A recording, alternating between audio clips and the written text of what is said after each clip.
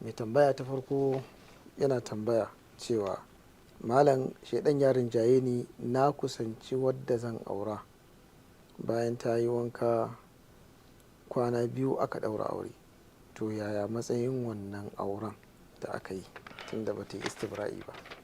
To na farko ya kamata ka ga munin abin da ka aikata haka da kuma ka rushe auren, duka ka rushe shi gaba ɗaya, duk wani aminci da yarda ka rushe shi, ku rushe shi.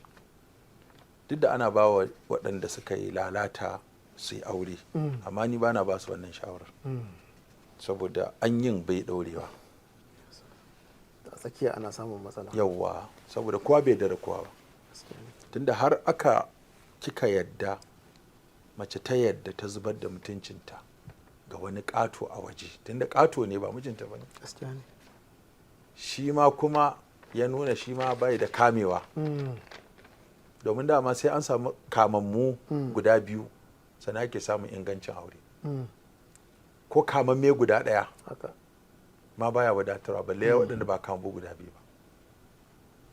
So da haka kafin a yi aure za ka ga wani lalatacce ne, ita ma lalatacciya ce. Alkhabithatu lil khabithin. Ya neme ta da fasikanci ta amince, ko ta neme shi da fasikanci ya amince. Kaga da wannan ya nuna dama can suna yin fasikancin, ko kuma sun buɗe kofar fasikanci a waje kafin aure. Ko kuma dukkaninsu kamammu ne, bai nema ba bata nema ba, ba wanda ma yi attempt ya ma yi, ba ma wanda ya yi yunkurin yi, da shi da ita dukansu sun yadda cewa halacci bai fara ba sai lokacin da aka ɗaura musu aure. Kaga wannan su ake kira kamammu. Tayyibatu lit-tayyibin wa tayyibun tayyibat.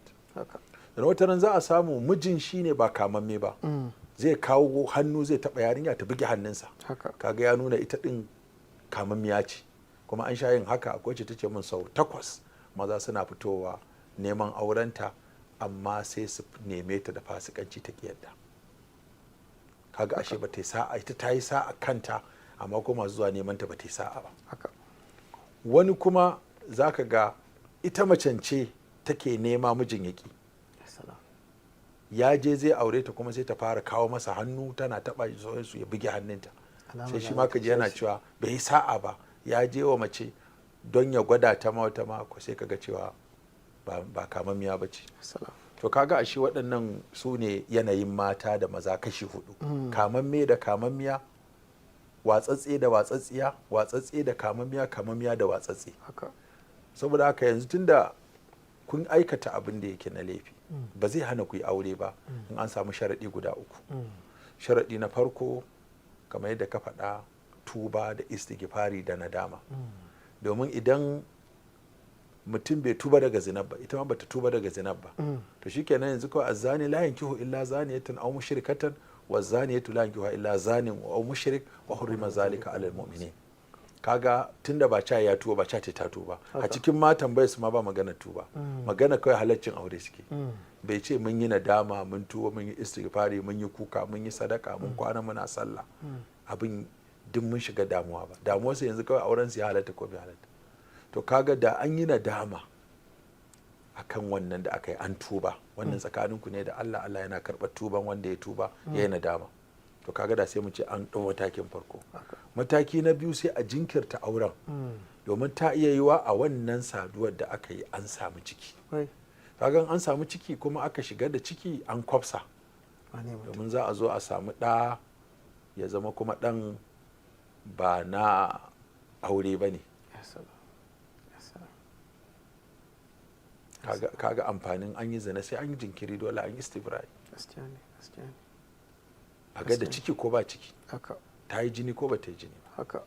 Sannan na uku sai an je ma an sake gwaje-gwaje, ko da ba a samu cikin ba a je a sake yin gwaje-gwaje, don za a iya ganin in aka yi cikin ko babu. To kaga duk waɗannan abun an riga an kwafsa. To kaga yanzu in za a bi maganar fuqaha'u da ya furin jaye fa, wannan auren fa sai an jira tukunna. To ainihin zina ba ta haramta aure kamar da Imam Ali ya faɗa, don an yi zina ba za a ce ba za a yi aure ba, amma kuma a jira abu ka'idodi don a kiyaye gaba. In ba haka ba, in kuka tafi a haka, ba tuwa kai ba tuba ta ba, to fa kullum a cikin zarginta kake in ta fita haka cewa yadda ta yadda da kai kafin aure za fa ta iya yadda da wani bayan aure.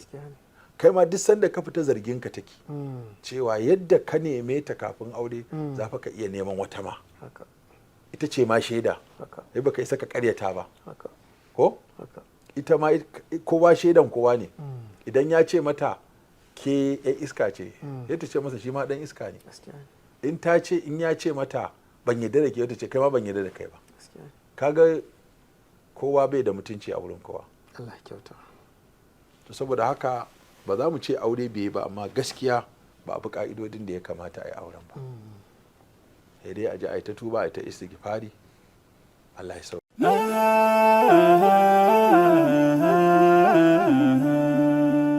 Haske mai ne ga gidan kowa Afirka TV. TV3 tafarkin rayuwa.